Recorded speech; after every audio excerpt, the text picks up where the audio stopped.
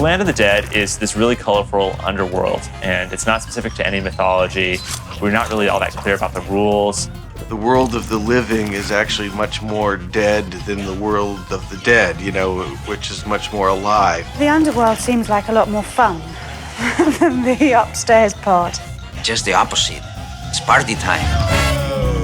On Land of the Dead, the characters, they had to be stylized, fun, and nice to look at. And at the same time, we didn't want it to do something gross. The horror element is definitely, it's whimsical and fairy tale-ish. Although I appreciate that we're keeping some of that in there, because it's the Land of the Dead. There's been a mistake. I'm not dead.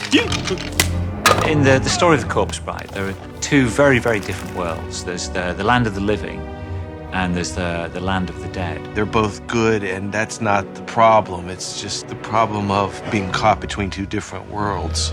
The land of the living is where Victor and Victoria, his wife-to-be, live.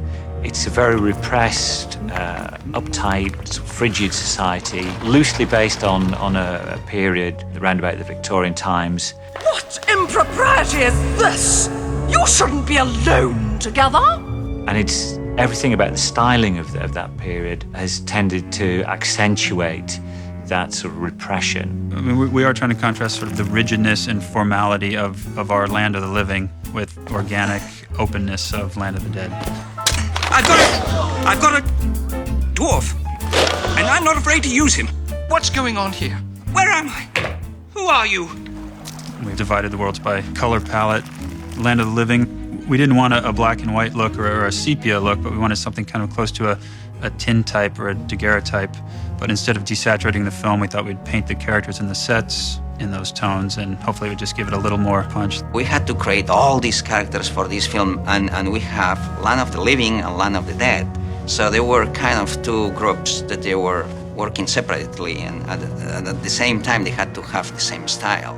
The Land of the Living characters have been probably the most difficult to produce because the Land of the Dead characters are much more vibrant, the colours and the way that they're sculpted. It's a much easier job to handle those. They're much more colorful, they're much more stylized. So we kind of play off sort of the symbolism of the fact that the people in the Land of the Living are pretty much dead and the people in the Land of the Dead are pretty lively. In looking at the characters of the film, we're using a lot of sort of the British stereotypes, especially that kind of upstairs-downstairs quality, which is literally Land of the Living being upstairs and downstairs being Land of the Dead. So I think we're sort of tweaking the basic British social stratification. We're moving this wedding party upstairs. Upstairs? I didn't know we had it upstairs. Sounds creepy. Let's go!